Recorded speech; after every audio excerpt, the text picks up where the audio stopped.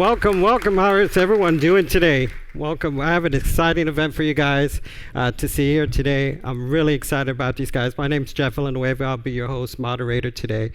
I'm also a Full Sail grad from back in '98. I studied the recording arts program down here. I've been in the business myself. I'm lucky to bring back today one of my own clients that I've been fortunate enough to work with over the years. They've done a lot of big hits. They're from Orlando.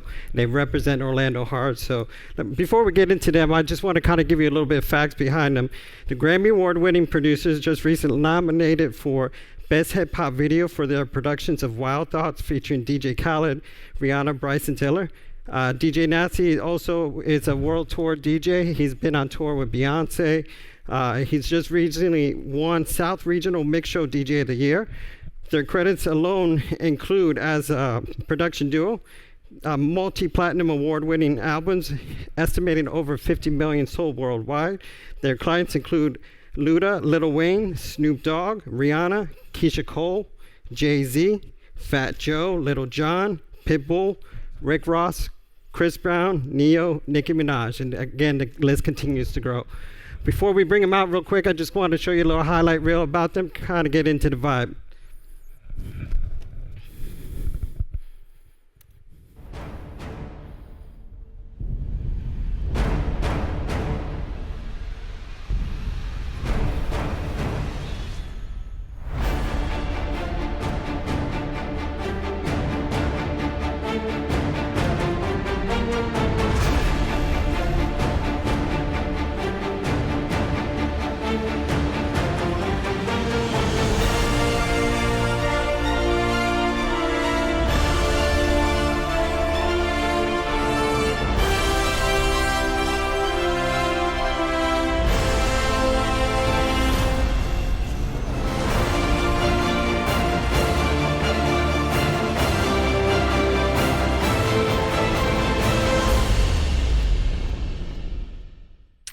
All right, everybody, please give a warm welcome for DJ Nasty and Lenny of the Nasty Beatmakers. What's up, y'all? Welcome, guys. How are you today, man? Good. Good. Pleasure to have you guys. Man? Lenny, how are you, man? Very good. Nasty, what's up, How man? you Thank you doing, for bro? coming out today. Thanks Just for having yourselves us. at home. Thank you again for taking out busy time of your schedules. I know you guys always representing Orlando and love giving back to, any way that you can. Mm-hmm. Obviously, you're positioned in a position to where you can do that, and you've had a lot of success, so we're gratefully honored to be here today. Appreciate it. Thanks for having us. Excellent. So I kind of want to, keep this a light, casual conversation. Definitely I know a lot of students here want to ask you some questions as well, so we'll keep it light and casual. But I do want to kind of start off with giving you guys a little bit of a background of their history, how to get started, and so forth. So kind of want to start off from there. Tell us a little bit about how you teamed up. Obviously you guys are brothers, so you're kind of forced to Right. be a team there. But a little bit about your experience musically, because you both have dynamic backgrounds. Yeah, I mean, of course, I started as a DJing out of the bedroom of my mom's house. From there, we started doing parties. I formed a DJ group, me, Khaled, and Caesar. We were called the Hitmen, so we would rent out like hotels, ballrooms. Well, a place like Rotary Club here, a place that was called the Lebanese Club. And we got really big by doing these parties. So, next thing you knew, we got in contact with a promoter here called H. Ringer back in the days. He would bring people like Biggie Smalls, Craig Mack, Wu-Tang, Jeru the Damager, Gangstar, all kinds of groups. So we would DJ them parties, me, Cal, and Caesar. We started getting our name out, blowing up. Next thing you know, we started DJing on a college station called Rollins College. We had a show on there. We have guest DJs coming through like Tony Touch. Blew up that, and then next thing you know, the big clubs in the city were starting to catch wind that we were making noise, the Hitman Productions. So we started DJing at those clubs. Next thing you know, after that, got a little guest spot on 102 Jams in Orlando. Ended up getting on there, me and a kid named Pro Style. We both got on that station, blew up. And then I started meeting like artists like Fat Joe and Cameron, people like that. And started networking. Next thing you know, they come to the station. Yo, what's up, man? I'm a producer. I make beats. Start hitting them all off with beats. And they, obviously they felt it. So we created a working relationship. And next thing you know, I was working with all kinds of people. And Lenny, yourself too, you have a really great dynamic in this relationship here. I'm a classically trained musician. I'm a guitar player, drummer. I've been, from junior high, I've been doing like the club circuit. And then straight from there, we also have another brother. His name is Freddie. He's a bass player. And so we played the circuit together. And then we both got lucky and started touring with a band called Snap. I don't know if you remember, I Got the Power, or Rhythm Is It. So we toured with them. And then from there, we got with Johnny Wright. He's one of the biggest managers here in the country, actually. And we got the gig playing for the Backstreet Boys. So I think we toured with them about 8-9 years. And so we've. So you've been able to travel all over the world with it. Yeah, plenty. And what was it like, that peak of time? Because that was, you were there with these boy bands in the beginning. From day one. Yeah. And then became world superstars. Yeah. I saw the progression of everybody growing, which was, it's a cool experience. So from there, I was fortunate to be able to write a song on one of their albums, and from then I was like, wow, this is because I've always thought I'd be a guy just playing in a band, whether I was doing it for big money or no money. I love playing music, so that's what I love doing. So I got fortunate chance to be able to write on one of their albums, and so that's kind of where my the love and the production, all that stuff got started. Yeah. Awesome. And to add to yours, Nasty, I'm a local native myself from Orlando, so I wasn't old enough to go to your parties at the time and stuff like that. But there would be certain areas in town, like especially like Oak Ridge, Dr. Phillips area, that if you pull up to the McDonald's, they were slipping your mixtapes in the Happy Meals and your number one and stuff. It's like, so that's how I first kind of got to know you, and then of course the whole movement of once you finally got to 102 Jams and Pro Style, you guys had your own afternoon show and stuff like that. So I got a funny story about that. That's kind of how I met Khaled, working at Mickey D's, flipping burgers, and everybody knew that I made mixtapes. So Khaled pull up in the drive-thru and be like, "Yo, Nasty there." I'm back there cooking, flipping burgers. Like, "What's up, man?" They're like, "Yo, I need a mixtape." So you were the one that was responsible for putting in all the mixtapes there, right? I mean, you got to start out somewhere, right? So I can't knock the hustle on that. The grind is real. It is, and it still is today. Moving on a little bit, obviously you guys have produced a lot of mega hits here, and we'll get into certain records and what you're currently on. But, you have to start somewhere. The production process is not something that necessarily comes overnight. Sometimes you're obviously long hours in the studio and stuff like that. When you guys are getting ready to start a song, is it something that you guys already do you already have an idea in your head? Is it something that you guys just kind of get into the studio and start, vibing out, playing some things, and then the ideas come? I mean, basically the way we work together is, obviously my brother, he plays keyboards, he plays drums, he plays electric guitar, he plays bass. He can play anything, you know what I'm saying? And I'm mostly the drum programmer, so I'll get behind my MPC 2000 XL and make the drum tracks. And I'm a sampler. I'm a heavy sampler, so that's how I started in the game, just sampling old records and all that kind of stuff. Really how I started was I used to sample beats, you know what I'm saying? Sample the drums, then I'll sample a loop or cut up the loop, but I could never figure out how to play a bass line because that wasn't my thing. Or if I need a string line, I'm like, what am I gonna do? I'm a hip hop producer, but I don't know how to play those type of notes and instruments. So that's how me and my brother ended up linking up, because I would make a beat in the garage and I'd be like, damn, I know how to play the bass line in my head, but I don't know how to put it down. So my brother would come in the garage and like, all right, no problem, play it out for me. Then I'll be like, yo, I need a string line. Then he'll come and put a string line. Next thing you know, why don't we just be a production team? It just makes sense, So that's how we ended up being a production team. And that's how we create. I would start out with a drum track, or vice versa. He'll start out with a melody line, and then I'll come back and put the drums down. So, obviously you guys are brothers and stuff like that, but Lenny, I mean, that's your little brother. Was there like, oh man, I got to go do a bass line for him, or is it just the chemistry was there once from the beginning when you guys got in the studio? Yeah, I mean, it doesn't matter. I'm willing to, no matter what I have going on, I'd stop and help him out in any way I can. Yeah, he's the best I just want brother in the everybody. world. I just want everybody to win. Mm-hmm. So, but yeah. But as far as coming up with stuff, for me, it's 24/7. I got music or melody, everything is in my head 24/7. I could be sleeping 3 a.m, something will pop up. I have to get up. I would get up and go la, la, la, la, on my phone. Then I wake up the next morning and I'm like, what the heck is this? I couldn't figure it out. So what I do now is like literally get up. So I built a studio in my crib because of that. Get up, pick up my guitar, turn on my stuff, and then play whatever chord progression, and then go back to sleep.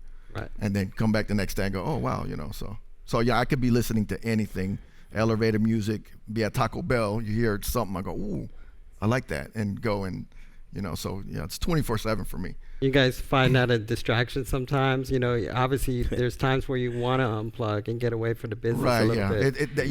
Because of it, I rarely get sleep.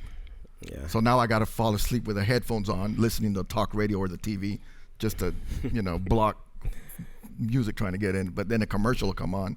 I'm like, ooh, I like the way that jingle. Then it's never ending. I'm kind of the same way too. Like the voice note on the Apple phone is your best friend. Mm-hmm. So if I come up with a melody in my head, I'll just sing it out. You know what I'm saying? Then save it and go back there. And when it's time to get some ideas, I just listen to them over again. Yeah, it's kind of crazy because like the only time you really get to rest is pretty much like when you're sleeping, because in a sense that you're in the studio making hits, you're working with artists, you're at the club DJing, you work at the radio station, spinning so there's just always hits coming to you all the time, not ideas and stuff like that. Mm-hmm. That's interesting. Getting into the setups, MPCs and stuff like that. I was very fortunate enough, caught the tail end of the days of the analog days, right before it was going into, the digital end with Pro Tools and virtual synths and all that type of stuff. You briefly touch on the MPC and so forth. What's your setup like? You both, do you have one common studio? Do you guys, you talked a little bit about, you built a studio in your crib, Lenny. Yeah. Yeah, my setup, we started with all the analog stuff, but now you just have to evolve with the whole game, whether it's musically or with technology. So when it comes to like recording like guitars and vocals, I use Pro Tools. I dabble with Logic, dabble with Ableton, but I just can't figure it out. I just can't figure it out. So, but right now, for the most part, I'm using Machine by Native Instruments. Mm-hmm. So that's pretty much like for the past few years. That's been our DAW, as you call it. That's what we use. And yourself, Nasser, you still rocking the MPC or? Yeah. Basically, I definitely rock the MPC. I built a studio in my house. I always wanted to have a studio that I could go to or drive away to, and that was full-fledged and felt like it. But then I was like, damn, I just want to wake up and be able to go to the studio. So what I ended up doing was building a studio in my garage. It's like a full, it feels like you're in a studio, like wood floors, diffusers, like woods all around everything. So that's the vibe I wanted to have. Like when I walk in that garage, it's going to take me to another place like I'm not home. So my setup is basically, I got the turntables, I got the keyboard, a Triton that I use as a controller, and I got the MPC mixing board, and of course all the Pro Tools, everything you need to record everything. Because I'll have people like Ross come there, Fabulous, Luda, everybody comes through there and we'll work in there. So I have a vocal booth, and I want them to feel like they're in a comfortable spot. You know what I'm saying? They could blaze up like they in a, you know what I'm saying, somewhere else. So that's that's basically my setup. And my brother, I don't run Pro Tools. I'm not really what would you call that? Like a Tech-savvy? tech guy. I'm not real tech savvy, so I'm kind of old school. So that's why I'm still rocking the MPC 2000. And, I'm messing with the Renaissance now as well. And neither am I, but we were always lucky to be able to work with all these great engineers, including you. Yeah. Thank you. And so, like, all the times, we're in a studio session, and I'm always picking their brain, say, hey, I see how you do this. How do you do this? And then I go, you went to Full Sail, yeah? Yeah. Should I go? They go, no. You get to hang out with us, so why go to Full Sail? Yeah. Because, we're actually teaching you what they teach you there, because, we get to hang out with, like, some of the top engineers in the world and stuff. So that's how I learned how to use all my, all the production hands-on stuff. It's crazy because I always felt like I should have went to a school like Full Sail because I'm not a tech guy, you know what I'm saying? Right. So I had to make my brother learn how to use that stuff. So he would just have to pick up the manuals and just get familiar with all this type of equipment because we had to stay relevant in the game and had to move with technology. But I always definitely wanted to go to a school like this. With that being from a production standpoint, do you feel like that can sometimes be a crutch for you in the sense that, not that you can't get your ideas, but it may be your mind is thinking so fast trying to get out these ideas? Does it slow you down, or you've gotten to the point now where you're a little more comfortable, at least doing what you got to do around the program? Yeah. I'm good. And if I get to a point where I need help, I call you. Yeah, of course. I call a bunch of engineers. Say, hey man, I'm having a problem with this. What or my thing crashed. I don't know how to get it back up. Or sometimes the smallest things happen, and they'll call me. Oh no, just do this. And so. Yeah, we're forever calling you. Jeff he's the greatest. You need an engineer to fix something, call him up. Thank you. It's been definitely a pleasure to work with you guys over years. Likewise. And from the beginning, me coming up too as well, it's kind of like, where do I go? They were always been like the hit producers in town and even in the music industry, obviously in the hip hop genre. So it was a goal of mine to always one day work with you. And I'm glad, we've been able to build that relationship here. Definitely. Definitely you guys have done a lot of hits. During these production type of records that you're making, we mentioned a lot of the ideas start out at your house and so forth. Are you also, do you have kind of venture out a little bit? Is there certain top line writers that you like to work with? I know recently with the hit single Wild Thoughts, Lenny, you play guitar on that, correct? Yeah. So how is that production process? Do you get the beat to a point to where it's like, hey, we should call in a top line writer and start adding lyrics to this? Do you already kind of pitch the concept of what you're doing? Well, a song like that, DJ Khaled was definitely the brainchild behind the Wild Thought record, you know what I'm saying? It was his idea. He called us up like we're family, you know what I'm saying? Yo, I got something that I've been wanting to do a long time. I got this Carlos Santana record, the Maria, I want to flip that. And by now it's been over 10 years, you know what I'm saying? Right. If he wants to flip a record, Khaled always waits for at least 10 years to go by. So people kind of forget about that record a little bit, but still have, once you do it, it's got to be a movie. But so that was his brainchild. And he called us up, said, yo, we need to do this record. So I called my brother and like, yo, Khaled wants to redo Maria, you're going to love it. Lenny's a master guitar player, you know what I'm saying? He do that in his sleep. So I said, yo, here's a chance for us to do this record. So Lenny, go ahead, you take it over. Yeah, we all love that song. It was, and then we're Latin, so it was a no-brainer to put Cuban. it together. So the whole thing got put together pretty quick. Yeah, but of course, Khaled, when he puts a song together, he always has in mind the vision of the record already. It's done in his head already. So he got with Party Next Door. He wrote the record, and I went to the studio and I heard it. I heard it with Party Next Door right into it. I was like, damn, sounds like a smash. But I didn't hear Rihanna on there yet because you're hearing a guy singing the record, so you're not picturing Rihanna yet singing it. At least I'm not. He is, obviously. And I heard it with Bryson on there. It's like sound like a movie. Then when I heard finally Rihanna got on the record, I said, wow, Jesus Christ, this is a big record. And it shows. I mean, Yeah. it's currently obviously in rotation right now. You can't get away from the record. Yeah. So it's everywhere in the clubs, and it's definitely one of my favorite records out there. How Yeah. about you guys? Yeah, right? Yeah, so super huge, man. Khaled produced it, we co-produced it, and it's up for a couple awards now.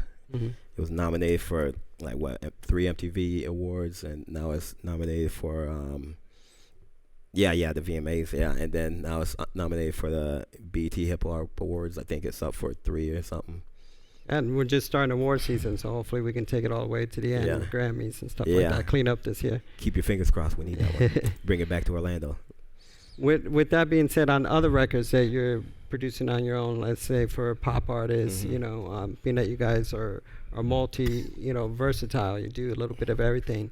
When you are working with, top liners or let's say a pop project, is it a type of thing to where you present the record finished to an artist or to a record label, or are you you bring the artist in and say, hey, I got this idea, let's.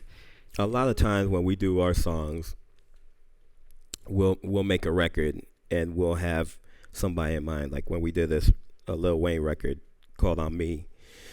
When we did it, originally I did it for Young Jeezy, and in the beginning there's some samples that I take from a bunch of classic Wayne records.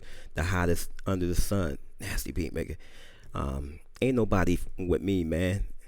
And you already know this, pimpin'. Cash Money Records, With Dreams Come True. Somebody Gonna Die Tonight. Well, I took a bunch of classic Wayne records, but originally I did it for Young Jeezy. I took a bunch of Jeezy samples, put it in the intro, and then the beat drops. I don't know. I could have swore I got it to Jeezy, but maybe it didn't get in his hands because I know all the managers to all the artists, or I don't know the artists. But it was taking too long to happen. So then I said, bump it. Let me come up with another way. Right. And I'm a DJ, so I got all the acapellas. Then I did for Lil Wayne. Then I sent it to Lil Wayne. Actually, no, my bad. I sent it to Fabian, who's Lil Wayne's engineer. He would place all kinds of, and he's a Full Sail graduate. He would always place our records for Lil Wayne. He always playing for him. I'm like, Fabian, what's up? Did he hear the record? Like, yeah, no, not yet. So we stayed patient, you know what I'm saying? And one day, Fabian calls me up and like, yo, listen to this. They like, then I heard Wayne rapping on it. Yeah, unbelievable, Lil Wayne the president, like going in. I was like, oh my God. Then he said, yo, it's gonna be the first single, Nasty. This is gonna take your career to another level. I said, oh my God, thank you, God. So, but you know what happens? The record gets leaked. The record got leaked, and the label was furious. Everybody was pissed off, so they're like, oh man. So I'm like, oh my God, this is not good. This is not looking good. So, but by that time, the record's taking off, getting big. Next thing you know, I think it's the Carter 3. I'm not too sure what album that was on. It was a bonus, but Lollipop ended up being the single, and then A Milli came out. So it's the record game, you know what I'm saying? Right. But the record still became like a classic, instant classic. So that was cool. It's very important to keep your inner circles tight, I would imagine. And I briefly had talked about, as an engineer, gaining trust with your clients. So yeah, I would imagine, in a studio session, obviously a lot of times with entourages and that type of stuff. That kind of freak you out a little bit? I mean, is that something that you just kind of, if it happens, you're just always making sure that your work is the best, making sure that. I mean, I guess everybody got entourage, but I don't really have a big entourage like that. It's normally just me and my brother in the studio, or we'll have another producer we work with, which is Dakari. He'll come out, and then my videographers and my, those type of people that are getting content. But we don't really roll with a big squad like that. You briefly talked about, the business side of things. Mm-hmm. Now you're starting to have some success in the game and getting your stuff out there. And you mentioned, calling up Fabian, engineer. Has that been the biggest success for you, like networking, or do you directly go to the artist Yeah. with the record, or have you had more success going to traditional routes, like trying to get a publishing deal or going through A&Rs? I mean, the way we always got our records placed was dealing directly with the artist, which is a blessing, you know what I'm saying, because it's kind of hard to do sometimes. Or we would build with the managers. The good thing about me is I work on radio, so when all these artists come through, I'm going to always meet the artists. I'm going to make sure I meet the artists. Right. And if I don't meet the artists, or they be in Hollywood, then I go straight to the manager and, just give them my resume. And from there, we build up. But, normally when we make records, to touch on, we normally send music out. Or we'll get in the studio with a top-line writer like Kevin Cossum. That's our go-to guy. He's right here in Orlando, and he's like one of the illest writers. Probably one of Khaled's favorite writers, too. Right. He's always calling them up to do records. So that's how we normally place records. The best way to place records is with a hook on it. Having a beat is cool, but if you have a hook on it, it's easy to sell it. You know what I'm saying? Because when artists hear a song, they want to be excited about the record. If they got to write the whole record, it might be a little process to sell them the record. But if they hear it with a crazy catchy hook, they're like, oh, let's go. I'm going in the booth right now. But, Yeah, and in the pop world, like a lot of artists don't write themselves. So, right. It'd be, instead of just sending them just the music, which it's half of the, the solution or whatever. So we try to, get somebody, top line writer, to write the whole song, and so they, they can get the whole, the big picture. Yeah. So sure. we always try to see if we could send a full song. Yeah. And I know, especially from you guys, working with you guys, presentation is key. It's not just about having the right lyrics, melody, even down to the sounds of the record. Yeah. I've seen you guys produce a record, get it recorded and that type of stuff, and we're ready to get to mix. And it's like, here, let me take that record back and I want to replace that sound, or maybe just play it a different way. Yeah.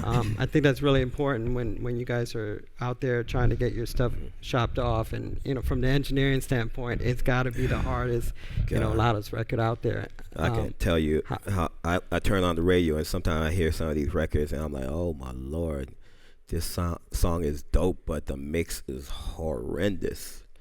For me, it's always been about, when I made my beats, I always made my beats to sound like a Dr. Dre was mixing it. You know what I'm saying? When it came out of my studio, it sounded so dope that if a artist rapped on it, he could put it right out. You know what I'm saying? Without it being even touched to get mixed. Because I study my craft so much. Like a lot of like we did a record for Ross that he put on one of his mixtapes. It didn't get mixed, but if you listen to it, you're like, damn, this sounds so clean and crisp. And record called Ashes to Ashes, that was on one of his mixtapes. It sounds dope, but we never mixed that record. We just sent him the 2-track. He put it in the studio, recorded it, and just put it on a mixtape. Sometimes it just feels right, the motion, as long as the motion's there, right? Matter of fact, and we put Casey's vocals on there and sent it to him. So, and that was a 2-track acapella. So, you just gotta be real, take your craft real serious. You know what I'm saying? Put quality product out there. It's no big deal. With we briefly talked about Me. We haven't touched on this record. It's actually one of my favorites. And what's unique about this record, not only hip hop wise, culture wise, it was a big record. Still is a big record to this day. But you've had. This is not the only record I'm about to say too. You've had other records like Me, who have influenced and crossed over into pop cultures. Not only we're talking about in people, we're also talking about brands, major brands like Coca-Cola, sporting events such as the Olympics. Michael Phelps was going for 8 gold medals, and he admittedly talked a lot in his interviews about listening to a record like Me, and just giving him that inspiration. That and then of course we can't forget, the POTUS, Obama coming out, to All I Yeah. Do Is Win. Yeah. And that to me is one of my favorite records that Yeah. you guys have done. Yeah. What is that feeling like as a producer? Jeez. That record changed our life, man. We didn't know after it came out 2007. So after was 10 years now or Wow, 9 years. It still feels new. Yeah, it feels like it's getting a new breath of fresh air, because we get like a sync call, like We an get- email, like maybe Yeah, we get sync requests. like 4 times a About- month. Yeah, 4 or 5 times a month for whether it's a TV show, a movie, be on a sports network or whatever. It just keeps going and going and going. So After every football Yeah. game. yeah. Jimmy I get Fallon, calls, Coca-Cola. we're at the Daytona 500.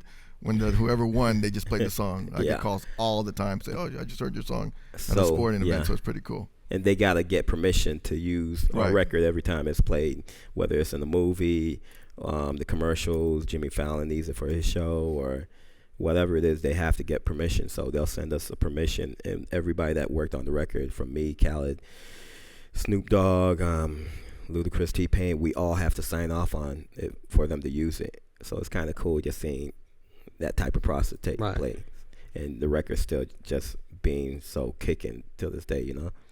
And it's incredible. Like, I mean, obviously you guys have families and stuff, and your little ones now, they weren't Yeah. maybe not too young when you originally made that, but now it's coming back. Nah, it's crazy. I and know. My daughter wasn't even born when that record came out, and now she sees it on a Coca-Cola or a Walmart commercial, and she's like, "Daddy, that's your song." And, she'll be singing it like, "Dang, that's crazy." It's like 10 years old. What was it, the Jimmy Fallon one where they had all the different Yeah. guests kind of do their own little video? Yeah, the to girl, that she music? killed it. I forgot her name. Yeah, I forgot her name. she's kind of like sitting at a desk in class, and that was floating around the Oh, internet that for- one too. yeah. That was, I forgot. That or was SNL or something. No, did it. the comedy TV show. show. The TV show. Oh, jeez. Yeah, I it's the Nerd Show. Yeah. It's on CBS. You Yeah. guys have definitely seen it float around. Yes. Yes. There you Big go. Bang Theory. That one. That was funny. And it's still to this day, no matter where you go, that's an incredible challenge. Yeah. I think. I'm not a producer myself, but being a part of records and camps, I mean, I think that's something that not necessarily you go into a session and say I'm going to create this mega hit, but it's when you can achieve that, it must be even more appreciative to than winning a Grammy. I would Yeah. say. Nah, definitely. I mean, just the process of making that record, like we put our all into putting the music together, like from the drums. I think we started. You did the synth and all that first, right? The horns. And Yeah, all that I mean, stuff. like remember I said music's always in my head, so I like the intro. Dun, dun, dun, it was in my head for weeks. So I go, okay, that intro sounds great. What's next? So I'm always humming. I remember walking and opening the door to my house, and the rest came. I go, I got it. So I went and actually pretty much did the hook and the verses, but I didn't, no drums or nothing, just the melody, whatever. And then I took it to you. Yeah. And then when I heard it, I said, Lord Jesus, Lord Jesus, this sounds crazy. And there's a similar theme, and I think maybe not so much style, like instrumentation wise, but anthematics. I Yeah. think with I'm Me, with All I Do Is Win, and stuff like that, it's just stuff that like it inspires people. Yeah. Like puts them in a different type of feeling. Well, when he did that record, it sounded like a marching band. Yeah. It had the marching band sound. So I was like, dang. So immediately when I heard it, I went and started, I don't know if I should say I did that. Well, the drums, when I created the drums, I got inspired by something, and, I went and grabbed a couple drum sounds and chopped them up into maybe 10 pieces. So I started playing it like a marching band. And then once the sample was, the drum samples was there lined up, then I started putting in your typical 808s and all that stuff. And once we laid it out, it sounded like, I wanted to give it a little bit of a hip hop feel, Right. with the hard drums cutting through. But then I wanted to still have it it feels southern with the 808 snares and the kicks and the, you know, the drum sounds from the 808. So it was a lot of fun doing that record. Any crazy side stories or anything? I mean, because you had obviously, you know, different personalities on the record from T-Pain. I mean, if you ever get a chance to see any behind the scenes with him, and he loves goofing off in the studio. And then you got T-Pain's Snoop Dogg. funny. Cal is, oh man, when we were mixing it, we were in mixing it in Miami Circle House studio. Lou Diaz was mixing it, and Cal walked in. And he was listening to the playback, and when he took off his shirt, and I was like, "Whoa!" That's probably the first time I seen him take off his shirt. I was like, "Whoa, hold up!" Like, damn, you know, I know he feels like a sex symbol. I was like, "Damn," he really was feeling the record. So I was like, "Wow, okay, I think we got one." You know what I'm saying? But yeah, that record came together pretty good, man. You know, that was probably we always wanted to make records that were big and send them out to the people we normally worked with Ludacris and Lil Wayne. And we would always do album cuts for Khaled. And Khaled would be like, "Yo, you always sending me album cuts. Like, send me a hit, man. I know you got a hit, man." Right. So when we made this record, I was like, damn, Ludacris or Lil Wayne's going to kill this. But then I was like, man, yo, you know what? I talked to my brother. I said, let's send this to Khaled. Because I think if he hears it, he's gonna make it a smash. So Khaled was working on his album, and he was looking for one more record that was a smash. So we sent him the record, and he heard it and he said, "Do not play this record for nobody. Let me go to work." And I said, "Okay." So he did that. Next thing you know, he got T-Pain on the record. He played me the hook, and I was like, Lord Jesus. And it's just Jesus. Production wise, everything. I mean, obviously, you know, I'm gonna bring up the mixing side of it, but sonically is there. But then it's like the little extra drops that you add. Oh man. Like, and they stay there. Yo, that when I heard that, I mean, before we get to that, Khaled played me the hook, and I was like, Lord Jesus. Then he said, "Yo, we need to get Luda on this record." He had never had Luda on the record. He had put Luda on the remix, and you know, of I'm So Hood, and you know, Luda said that line on the record. Right. Now I'm on the original version. Yeah. Last time I was on the remix. Now I'm on the original version. That's why Luda dropped that. So Khaled said, "Yo, let's get Luda." I called up Luda, sent him the record. Luda came, made a movie out of it, sent it to Khaled. Khaled went and got Ross and Snoop Dogg. Mm-hmm. And when he put that together, it was crazy. So then we went to the studio.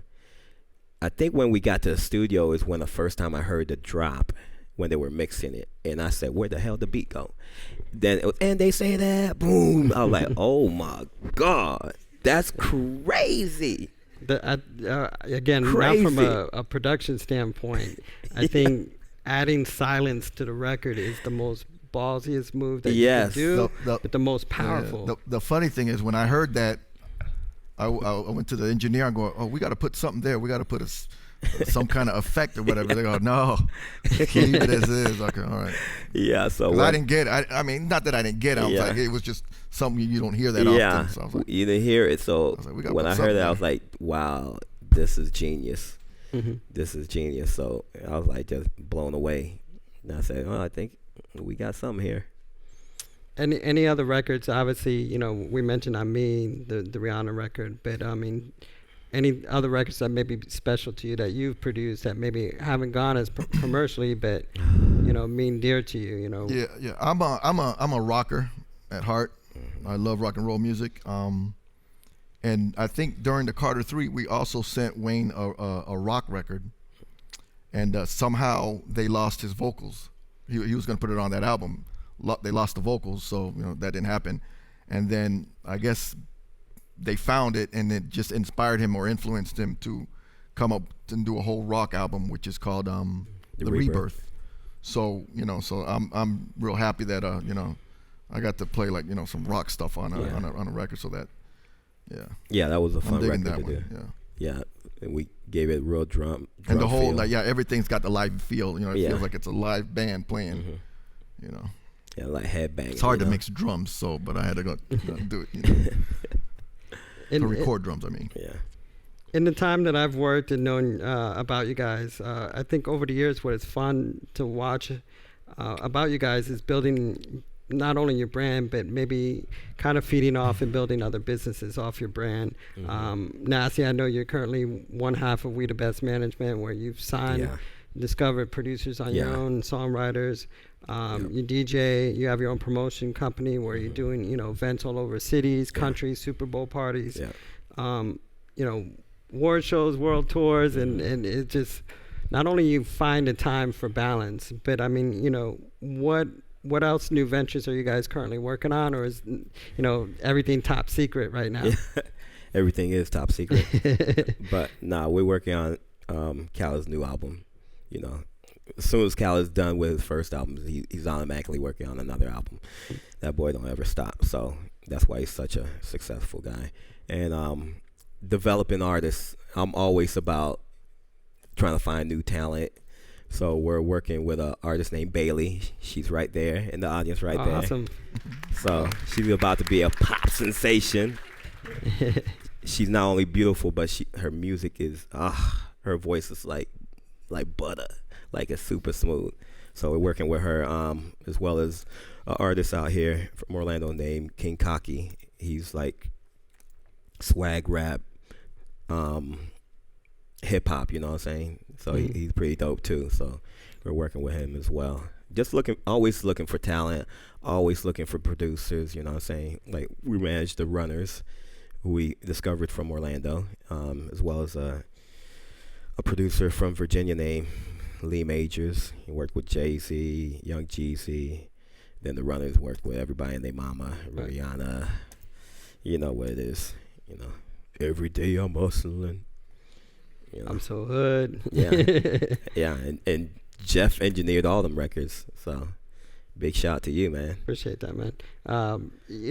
Like I said, these guys have always been about giving back, and they're representing the 407. So that's awesome. A lot of people, you hear the cliches, they gone Hollywood and that type of stuff. But even when you guys step out and do a business trip to LA, you always and somehow bring it back home to where it needs to be. And I think that's something admirable about you guys. Yeah. I like Orlando. You know what I'm saying?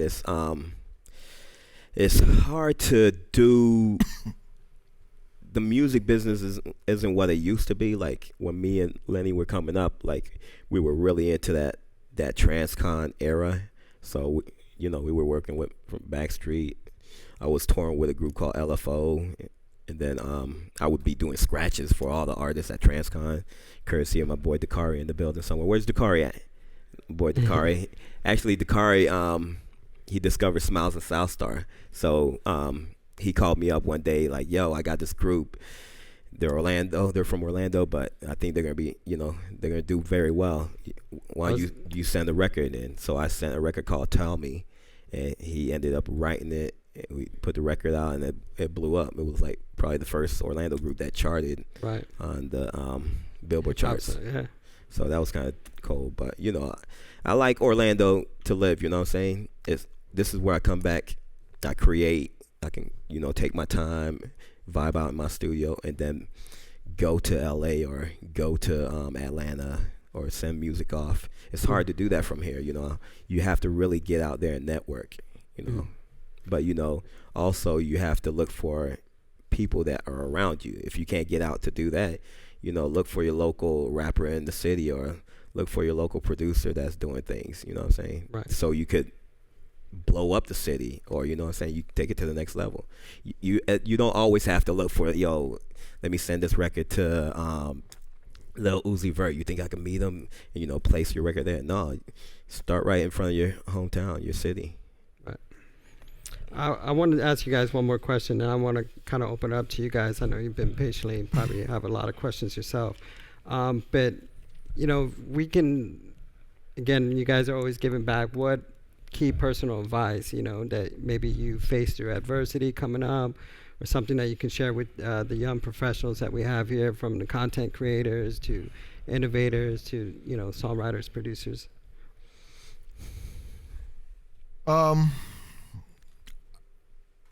number one, stay humble.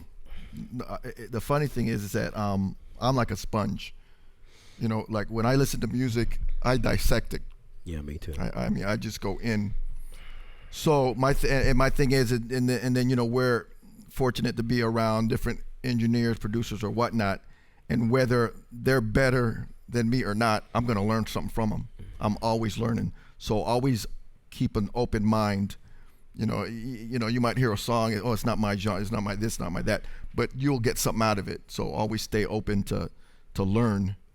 You know, and then another thing is like always with the humbleness. You know, you meet people that's in the same doing the same thing you are. Be cool with them because you never know. They might be at the bottom when you meet them. They might be a stock boy at a record store, whatever, and then 5 years later they're gonna be they might be ahead of a label. So always, if you develop keep your relationships and be cool with that, because you don't want to later down the line say, oh yeah, this top guy say, hey, what's up? You go, man, I remember you shunned me back there. So just be cool with everybody. Yeah, that's my motto. Yeah, the industry is very small. Like the music industry is small. So I've met so many people in the music industries that used to just be the small guy at the department, and then they ended up being the president of Def Jam, or they're the president of Universal. So it's kind of cool if you're cool with them people.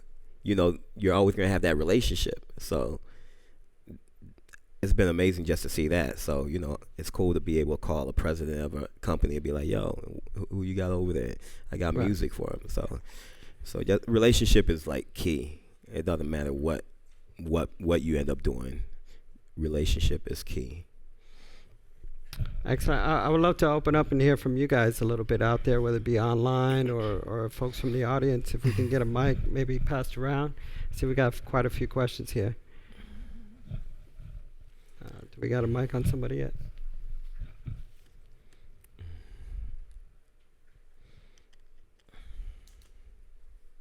They're getting it passed around. Got one in the back there. Yeah. So my name is Darius. I'm recording arts. I actually graduate this month. Wild Thoughts is actually dope. Probably like one of my favorite joints right now. Dope. So with that being said, and now that y'all have kind of shared the light on Khaled, because I thought Khaled was a producer. So what is his like role? Because I know he's definitely got together some dope talent and has put out some dope records. So is he more like on the creative side of bringing people together? He's basically the Quincy Jones of it. Quincy Jones is a person that made Thriller. He made probably one of the greatest albums, Off the Wall. So he orchestrates the whole scenario, you know what I'm saying? Where he calls in live musicians, he calls in writers, and he calls in whoever he calls in, and he just makes the masterpiece. And that's kind of how Khaled is. And when he creates and puts songs together. Yeah, he's like a producer of a movie. They're the ones who they hire the director. They get all they cast all that. That's pretty much what it is. He gets the whole ensemble together and say, hey, here's my idea. Let's make it a reality. Some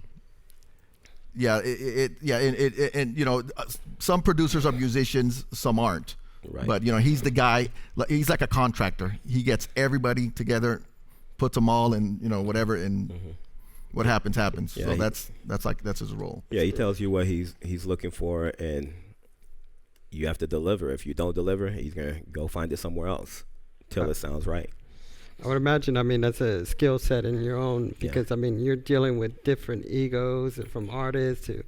Some of those collaborations. I'm like, how did you even fathom to get these artists on these records, Yeah, and he still produces.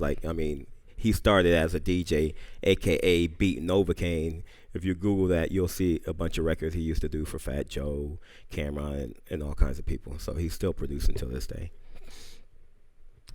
I know we've got one in the front here. Oh, yeah. How you doing? Hey, how you doing? My name is Ricky Tan. I'm in the Recording Arts program. First off, I want to say thank you for what you guys are doing. You guys are definitely an inspiration to me, 100%. Thank you. I know you guys do multiple things, and I do multiple things. So, my question is really a two-part question. One for Nasty. Are you're full-time on the radio, correct? Yes, I am. Except when I go out of town. I'll pre-record my show and. Okay. You know. Yeah, because back home, I'm from Connecticut. So back home, I was on commercial radio as well on a hip hop station. Yeah. So I always wonder how, like, a DJ, like, our DJs are like, they'll go out and do their special events and do their things and then come back and be on the radio. Yeah. But you're always out with Khaled doing like things all over the world. Yeah. So I always wonder, like, how does he like maintain going back to radio, dip out, go to like Russia, do a show, come back to Florida and then be on radio? I got a cool boss though. Shout out to Stevie the Man, Power 95.3, Don Campbell, and Mike. They really hold me down. They allow me to be able to follow my dreams, which is, traveling and going on tour with Khaled and Beyonce. And matter of fact, we got a tour coming up soon. It's top secret. Can't say it right now, but we got another tour coming up. So they allow me to do that. And, they just say, yo, make sure you give a good show every time you do it and make sure you record your vocals. So I'll record a bunch of vocals and store them in the computer. And then I'll just do my mix, whether I'm on a tour bus and it's shaking and I'm making the mix. And then once it's done, I'll just send it in. So it sounds like it's fresh every time. Shout out to your PD, bro, for sure. Yeah, for sure. It's hard. A lot of people don't do that. Sometimes they're like, man, all right, you want to do that? All right, go do that. We'll find somebody else. Thank you for sure. Appreciate it. Got anything from online? Quite yet? All right, let's grab another audience from our question from the audience here. I got a question specifically for DJ Nasty. We were talking about technology, like moving on with the times and stuff like that. Yep. As a DJ, are you still sticking to vinyl, or are you using CDJs now? Yeah. Because I know everybody's moving to CDJs. Like, what are you using specifically? I'm old school, so I love vinyl. I'm always gonna love vinyl as a DJ, and so I'm using Serato with the vinyl controller, but signs of the time, you gotta move with the time. So I'll go into a club, if they got CDJs, I'll use it. I love it. Khaled now, only turntables. I want to do gigs with sometimes, I feel like sometimes when I get on these big stadiums and it's windy or it feels the vibe doesn't feel right in my heart, I'm like, yo, can we use CDJs? Like, nah, man, turntables. So he's strictly B-boy, original, old school. I want to use vinyl and turntables. So, but me, it's whatever it is. It's cool with me. Did it take a lot of time for you to like learn to start using everything else, or did you just go with the flow pretty much? I went with the flow because using vinyl, I think that's probably the hardest thing to use. So once I got onto the CDJs, it felt like a piece of cake. It still doesn't feel like the vinyl, but I gotta do what I gotta do to get that check. Thank you. Yeah, you're welcome. While we're grabbing the next question here, I got... Hi, I'm Yanina. I'm getting my bachelor's in entertainment business. Nice. And this is my mom. She's actually studying with me too. Hola, Her Mama. name's Jasmine. And we're actually gonna have an event at Mango's. Have you heard about it? Yeah. The Miss Fashion Week Orlando. I haven't heard about the event. I know Mango's. Jasmine, you know Jasmine? I did it. Yeah, I know about it. So she's the owner of Okay. the event, and we wanted to make sure that you guys were gonna go. We're just inviting. But no, I wanted to ask you a question as well. When is it? October 26th. All right. We'll be there. But no, I still want to ask you something. So what inspires you guys? Like what pushes you to, wake up every day and do everything you do? First of all, kidnap the hustle there. Let's give her applause for that. Yeah. That's funny. We gotta feed them kids. Well, I mean, that's true. But with me, I mean, I just love music. So whether I'm getting paid or not, I will continue, or would have continued to do music. I just love music that much. So that's what drives me, just the love of music. Yeah, Okay. definitely. Same Thank you. here. You're welcome. I'll see you guys. +1 on that. That's funny. Oh man. Well, my name is Philip Lapardis. Oh, okay. Oh. I was looking over here. I seen him grab the mic. Then I was like, oh. Okay. I'm in business and entertainment. And I have a question. Yeah. When you're dealing with conflict, or when you're laying down the tracks and you have creative differences, how do you deal that with anyone? It's with your brother or with an artist, and you can't come up with something? And I have a second part question. Yeah. Who's the worst difficult artist you had to deal with, or do not agree with? Here he go. Me and my brother, yeah, we've gotten a lot of fights about sometimes if he feels something I don't, but you know, it's for the good of the record, you know what I'm saying? So we always work it out. We love each other. We respect each other's patience, and you know, not patience. We respect each other's creative processes. So sometimes he'll make a record, and if I'm not feeling it, I don't want to do the drums or all that stuff to it. So I'll be like, can you send me something else? But when he makes something and it's dope, I'm like, that is hard. So he understands when I hear something dope, it's dope. You know what I'm saying? So I always give my brother recognition when it's hard, but when it doesn't sound good, I gotta just be like, yo, I'm not feeling that, in the nicest way, for the best and the greater good of the record. You know what I'm saying? And I just feel like I don't know everything, but you know, being that hip hop is my first love and I'm so in bed with it, I feel like, you know, and I'm on the radio and I'm in the clubs, I feel like that's something I really know. You know, I don't know rock and roll. Right. That's my brother's super first love. So that's kind of how I feel. You can answer that too. With me, I mean, that's true, but I'm open. You know, we're all artists. We all have a vision of what something is. Mm-hmm. Sometimes I may not get it, but I'm going to go with the flow because I want to see what the vision is at the end. So it's been a couple of times where I'll play him something he doesn't dig, but then we'll like maybe put vocals on it, and then now I get it. You know, so yeah. You know. Yeah, he's right. He's that's true too. You know, sometimes he'll do something. I mean, you know, you have. I mean, I'm not gonna name any names, but yeah, we've been around artists, and they'll, you know, say, "Ooh, I have an idea for something." They'll say something. I'm going, "What? Really? What?" But you know, I'm the type of person. I'll go, all right, I'll go with it and see what the end result is, and if it's cool, I'm like, okay. If it's not, then you know, whatever. But you know, I like to stay open to the final, just you know, unless it's just crazy. Most difficult artist to work with. Probably wouldn't be smart for me to say something like that if I want to continue working with them. So I'm gonna have to plead the fifth on that one. I'm sorry. Yeah. But most of the artists are all cool though. You know what I'm saying? They're all pretty cool. And maybe when it's time to get paid, that could be not cool, you know. So there's some you gotta really chase your money, or you may not get your money. So that's the only worst part of the industry. Got another question there? Yeah, I'm right here. My name is Shamel Johnson, and I'm in the recording arts program. First and foremost, I want to say thank you to both you guys for coming out and coming here to inspire us. I appreciate that. No problem. Big ups to Jeff. So my question is, basically, I'm an up-and-coming producer. I'm sample-based. I started out on the SP1200, and then I moved on to the MPC Studio. Dope. So trying to figure out like how to land those production gigs and jobs, being that I only sample, I don't play keys. I might outreach to somebody else and have them do it on the record, but I'm just sample-based. Right. So what advice do you have for a person like me trying to make my mark and come up? I would say, even though you're sample based, you still want to make.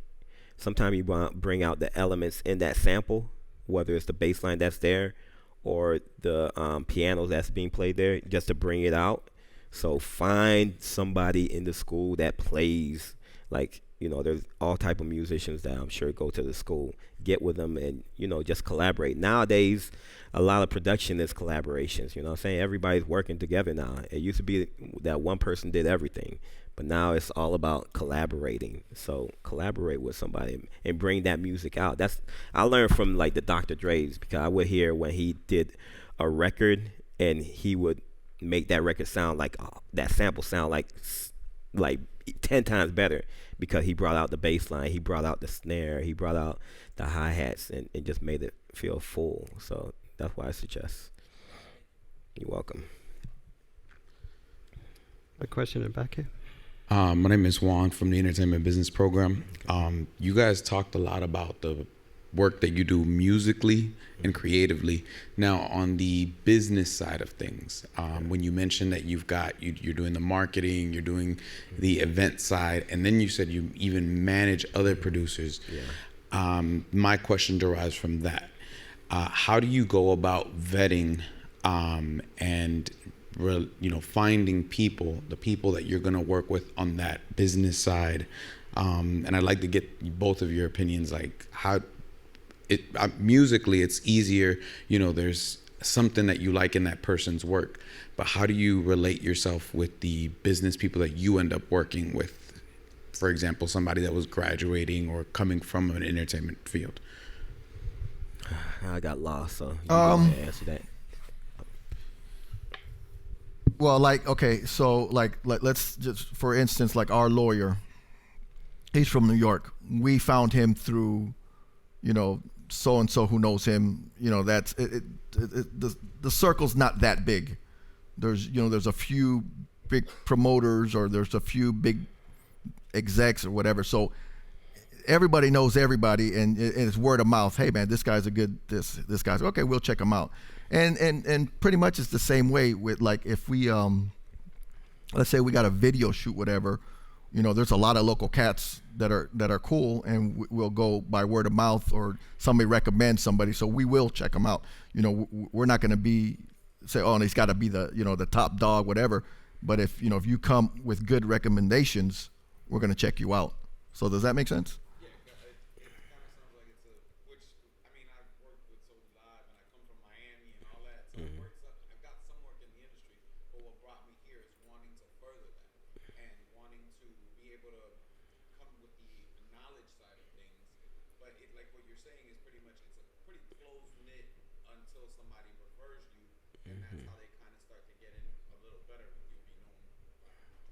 Yeah. Yep. So. Yeah. I'm gonna cough real quick. Okay. Y'all want to mute this? Okay. I'm back. Sorry, y'all. Hi, my name is Yasmiri Franco, or Yaz. I'm in the music business degree program. What's up, Yaz? Again, call me Juice. I just want to say thank you guys again for taking the time to come out here and show us and give us a little insight on the industry. Thank you. My question is, as much as I love managing artists, I really do love to manage producers because I love sound. I'm a big, when I listen to something, just like you guys, I dissect it. I listen to when chord progressions, the drum line, everything, and I pretty much analyze it because I like sound. So when it comes to choosing a manager, what do you guys look for when it comes to finding a manager? And then I have another question, which is, can you give us one piece of advice that you would recommend to everybody trying to come up in the industry? We don't have a manager, so we're kind of we're looking. Yeah, I guess we're kind of looking now. For so long we've done everything ourselves, from dealing with lawyers. I would deal with lawyers, from working with artists, from travel, from everything. We've done everything ourselves. It's kind of Khaled. I kind of followed Khaled's step with that. You know what I'm saying? And probably till recently, like 2-3 years now, Khaled finally signed a deal with Rock Nation. So now we're actually looking for a management. But obviously we're looking for somebody that could take us to somewhere we haven't been yet. You know what I'm saying? We're not going to just sign with anybody. One piece of advice. I stressed it before. It doesn't matter where you meet somebody. Keep the relationship. Be humble. Network.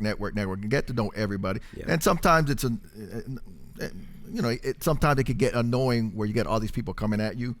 But our doors are always open. You got a CD, we will give it we'll receive it with open arms and whatnot. So yeah, yeah, we're looking for producer, writers, top line writers, whatever. I see you even got like your own video crew, so you always Yeah. Shout out to Milton Finesse. Milton does all my video. It's very important. If you, anybody want to be artists in here? Yeah. All right. So content is key.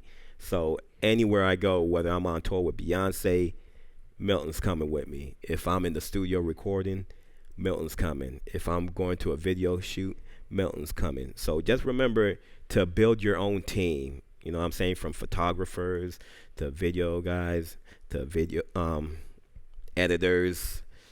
Just build a team because that's important. And everybody's here does something different. You know what I'm saying? I wish I went to Full Sail when I was coming up because that would have made my job a lot easier.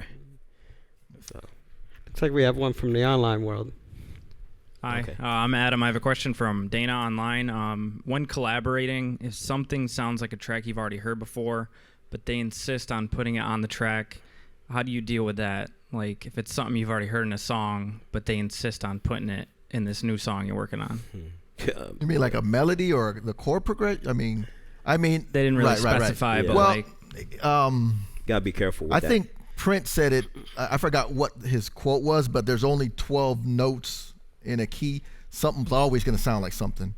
If you want to be original and if it's not a complete rip, go ahead, because not off the top of my head, but I could probably name 5 hits that has the same chord progressions. So but we have done stuff, and then others, somebody will say, hey, it sounds like something else. Well, maybe to get them not to think that way, I'll change maybe the way a little thing, and then it'll make them go, okay, there you go. Yeah, it actually happened for real. Yeah. We did a record for Fat Joe. I'm home eating dinner, and he's in Miami, and he calls and he says, I probably called you and said, hey, the label says it sounds like something else, and we're scared to get sued. Mm-hmm. So I go, okay, I know what to do. One note had to be changed. So I'm in Orlando, they're in Miami in the studio. So I said, it's this simple. I took a picture of my hand over the keyboard, say, have somebody just do this at this part of the song. They're like, no, we got to get you there. So around 3 a.m, finally they talked me into driving down to Miami. And by the way, he's the face of the group. Everybody knows DJ Nasty. But anyways, so Fat Joe, worked with him a few times. He sees me, we're good, but he doesn't know my name. So I drive to Miami. I walk into the studio. He goes, oh, Nasty's brother. Thank God you're here, Nasty brother. Nasty's brother, we got to get this. Can you get this right, Nasty brother? I said, I'm good. I got, come on, Nasty's brother, please. So after an hour of this, I said, yo, my name is Lenny. Come on. So I went in there literally to the studio on the keyboard. I just went, bing. That's it. Packed up, drove back home. The next morning, he calls me, Lenny, everything is great. So now he remembers my name. So no lawsuits there. So yeah, that's funny. But yeah, no, we've been a lot of times people will call us and like they try to sue us for all I do is win. I'm like, yo, some of these lawsuits are so funny, man, because that's super original. You know what I'm saying? But then they try to sue us for Lil Wayne. Like, when you finally get successful, they're gonna come after you regardless. Prepare a budget just for legal, then. Just have a good lawyer to make sure you work all that out. You know what I'm saying? Yeah. Any other questions here? Okay, cool. Way in the back. I don't know. Can you guys hear me? All right, cool. How's it going? Okay. My name is Brian. I graduated from music production last year, and I'm doing the master's in entertainment business. Congrats. So I guess my question's more in the realm for Lenny. I kind of came from the same background of like doing marching band. Tech wasn't really for me. I was more so from a musician standpoint, so composition wasn't, I guess, an aspiration that I wanted to do. But then when I came here and found my place within music, I kind of wanted to step into the realm of like hybrid orchestral, so using current sounds that you would hear today, like hip hop. Like I'm from Atlanta, so I grew up listening to like hip hop, trap music, but I was like, I also want to kind of infuse that orchestral sound with it. So ultimately what I want to do is a lot of media composition, film scoring, television, and I hear you guys talking about getting sync rights. So my question for you is, since you've gotten more of your sync rights through hip hop music, would you ever see yourself leveraging the value that you built in hip hop to do more film, television production if you haven't already? Big time. I love instrumentals. So like, you know, you got all these records out. I don't care about lyrics. I'll just listen to the music and dissect it. I don't write lyrics. I'm just about the instrumental. So yeah, I did a documentary. So I'm definitely in the, you know, my vision is to get into doing film scoring and also, you know, stuff like that also. So yeah, I just love instrumental music. So you know, I'm with you right there. Did I answer your question? I'm not sure. Yeah. Yeah, I mean, answer my question for the most part. I was just curious, like, there's no one particular way to get in the industry. So since you kind of already have built value in one area, I mean, I would imagine, you know, you can use your credits from the hip hop world, but have you already seen a light into other ways to get into that production realm without using maybe some of the hip hop credits that you've built? I mean, that's where relationships come in. You know, we always come across people say, hey, you know, I'm in the pop world, I'm in the rock world, whatever. You know, maybe we could do something together. So, I mean, you know, yeah, hip hop got us to where we are, but it also opens up the door for other genres and stuff like that, you know, to happen. All right. Hi. My name's AJ. I'm a music pro, and I raised my hand for an aspiring artist because I grew up in Milwaukee, and there are a lot of like extremely talented musicians there.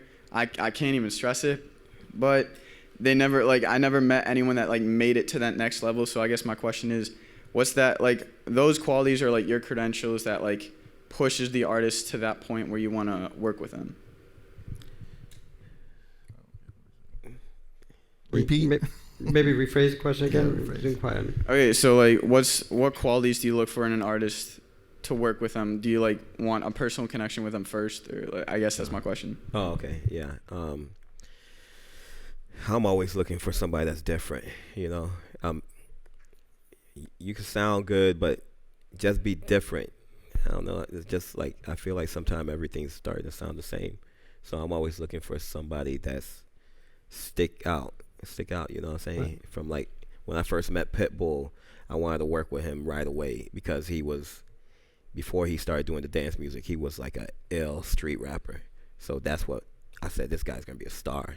And we actually recorded a record called That's Nasty, which was the first song he had ever put out on TVT. And then on the flip side was the record Kulo. But when I heard him, I was like, I gotta work with him. He's dope. So I'm just always looking for somebody that's different. And if it's not different, I don't dig it. You know what I mean? That's my opinion, by the way. Hello? Well, hold up. There we go. Hey, Ricky Tan, Recording Arts again. How are you? My question to y'all is, with all the relationships that you guys built in the industry, working through all the years, are you guys going to put out a project of your own? I mean, because you guys are super talented and your direction is so like, you know, not so just strong hip hop concentration. Yeah. You know what I mean? I would be really excited to hear that. Yeah. When we first, since we've been producing, like, our vision was always to put a record out. You know what I'm saying? We made a record back in the days just like messing around. We did a record that had Mims, Currency, Pitbull, and Red Cafe, and we put it out, shot a video, the whole thing. So I think we're about to revisit that again and create a record maybe this year and try to put something out like a single. Definitely looking forward to that. Appreciate that. How you doing? My name is Latasha over here. Hey, what's up, girl? I met you in New Orleans for the DJ Spin Awards. Okay. Congratulations again on your award. Thank you. You're welcome. This question is for both of you. Me and my partner actually made a promo company here after our graduation in entertainment business.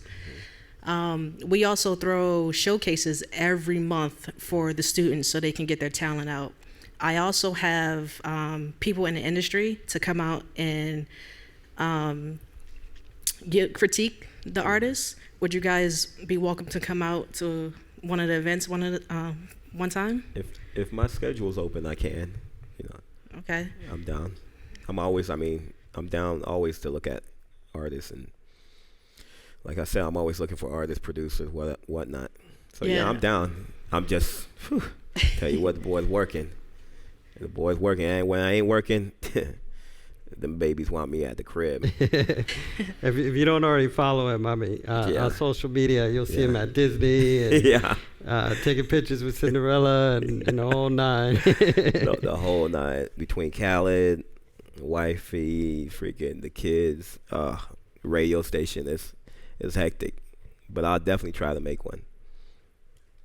Speaking of social media, how can they get at you? Oh yeah, if they don't you already can follow me on my Instagram. DM me, whatever. At DJ Nasty is my Instagram. My Snapchat is at DJ Nasty NBM. Same with Twitter, at DJ Nasty NBM. And my Instagram is Nasty Beatmakers. Pretty simple. Yeah, man. Hey y'all. How's Hey, it going? what's up, girl? So since you have like a really busy schedule and like you're looking for artists all the time and stuff, I'm never really considered myself as an artist until I like started coming here. I always just like sang and this and that and the other, and I have like a strong kind of voice and sometimes my vibrato, and I don't really know like when I need to belt in the right areas. What do you really give somebody that doesn't really have like proper training but wants to like sing? Like I've never had proper training. Like I do like. You could always start. I mean, it doesn't hurt to go and if you need vocal lessons to get vocal lessons, or if you're good editing, if you got a decent voice, edit yourself to sound better. I mean, there's many ways to get to get somebody to sound good. Yeah. But yeah, I mean, if you're not that confident in your voice, but you feel that you. I feel like I'm confident in my voice. Like some people want it all, but I don't want nothing at all. Fit in you, baby.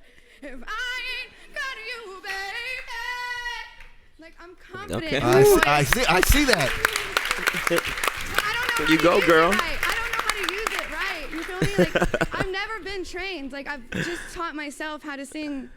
There's nothing wrong with that. Pretty much for the most part. I mean, until when I got into adulthood, everything I did, I was self-taught. So that don't let that slow you down. So keep doing your thing. Yeah. Record, and with experience, you'll even get more and more confident. So just record as much as you can, or go out and perform as much as you can. Experiences, that's what it'll make you better. Period. Thanks, guys. I'm Devin Deaver from North Carolina. All right. Give it Good stuff. Shout out to her again. Good stuff. I think we've got time for maybe one more. What's going on, DJ Nasty? What's up, bro? Lenny, what's up? All right, so pretty much I just wanted to backtrack to what you guys said earlier. The reason why I want to ask this question is because, these are my business partners right here. So we started our own little independent label and whatnot. So I want to go and talk about the lawsuits. So how does one actually, manage those situations, and how does one actually deal with that volume of lawsuits? I just kind of want to have like an insight on that process. Well, lawsuits when it comes to what? As far as the music is concerned. Well, I mean, whenever we get, if we get somebody trying to sue us, and they'll say this is why, because you ripped this part off, I will go and listen, and I'll either go, tell them please, move on, or if there's something that's kind of similar, I'll go and listen, and I go, well, I see what you're talking about, but no. And then they'll come back and say, well, this is what you did, and then I'll break it down even more and say, no, this is what I did, and then that'll be the end of that. Okay. So I mean, if you think you have original content, and if you could prove it and back it up, then you should be good. Yeah. So pretty much the person comes and reach out to you guys first before they say, hey, you know, we got a court date. There are people out there, and there are people that go out there and they will say, if pay me 40 grand or whatever, or I'm gonna go to the artist and tell them you ripped them off. And some people, like, you know, we went through that, and our lawyer was like, just pay him off. I'm going, oh no, I know, I listened to this, and there's no way.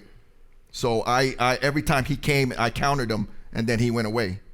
So, you know, if you know your music and you know what you did, and you stand by it, and you can prove it, you know, that's how we win. Now, if it's a blatant ripoff, then that's a different story. Yeah. Okay. So if you sample, you always got to get permission, because if you sample somebody or just like blatantly rip somebody off, and they come after you, if you don't get permission, you will get sued and lose.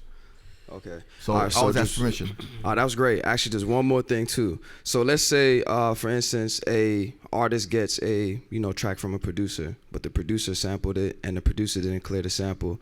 So now, who is held accountable at that point? Producer. Producer. Okay. Yeah, you have to always tell the artist if it's original music. As soon as we put a record out, the record company has their lawyer call us up, and they'll be like, or send us paperwork and say, hey, you have to sign this document saying that the music is all original. Then we'll sign it. Or if it's not, we'll be like, nah, there's a sample in there. We're like, oh, okay, who do you sample? Then we got to give them all the information. They send it. Then they send it to a clearinghouse, a sample clearinghouse, who contacts the writers on that record. And then the problem is there's always multiple writers. You got to clear the person that made the music, and you got to clear the person that sang on that music. So sometimes it's a process. So you got to always use these companies because they get it done quick, and they hit all the publishers and get it all cleared, and your records come out. Respects. Thank you guys, man. Y'all kind of gave me a lot of clarity on some things. Cool. You're welcome. Thank you. I wanted to thank you again for coming out here today. Thanks for having us, man. This was fun. My brothers always represent. Thank you. Thank you. Look forward to hearing more from you guys in 2018 and the success of no doubt what else is to come from you guys. Appreciate it, Jeff. Thank you again. Thanks.